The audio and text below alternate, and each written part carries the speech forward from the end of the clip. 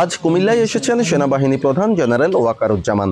সকালে কুমিল্লা সেনানিবাসে অনুষ্ঠিত সেনাবাহিনীর ফায়ারিং প্রতিযোগিতা 2026-এর সমাপনী ও পুরস্কার বিতরণী অনুষ্ঠানে তিনি প্রধান অতিথি হিসেবে যোগদান করেন।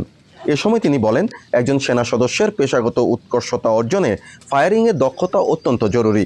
এটি সেনা সদস্যদের মৌলিক প্রশিক্ষণের অবিচ্ছেদ্য অংশ।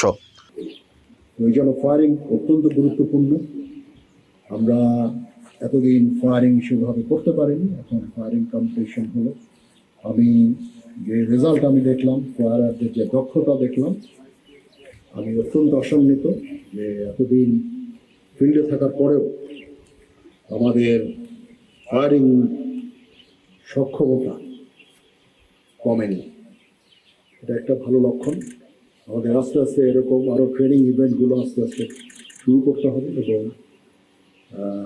আমাদের যে কাজ, প্রশিক্ষণ, যুদ্ধের জন্য প্রস্তুতি, সেনাবাহিনীকে যুদ্ধের জন্য প্রস্তুত রাখা, এটা মোরাল ঠিক রাখা, ডিসিপ্লিন ঠিক রাখা, সেই কাজগুলো আমরা শুরু করছি ইনশাআল্লাহ।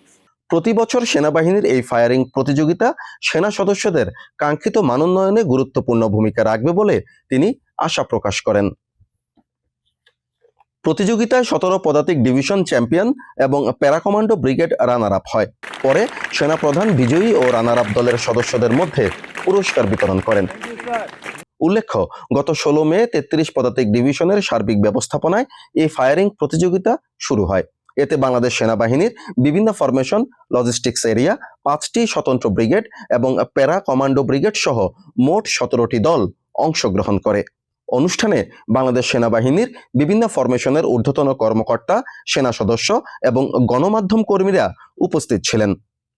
বাংলাদেশ বেতার কুমিল্লা নিউজ ডেস্ক।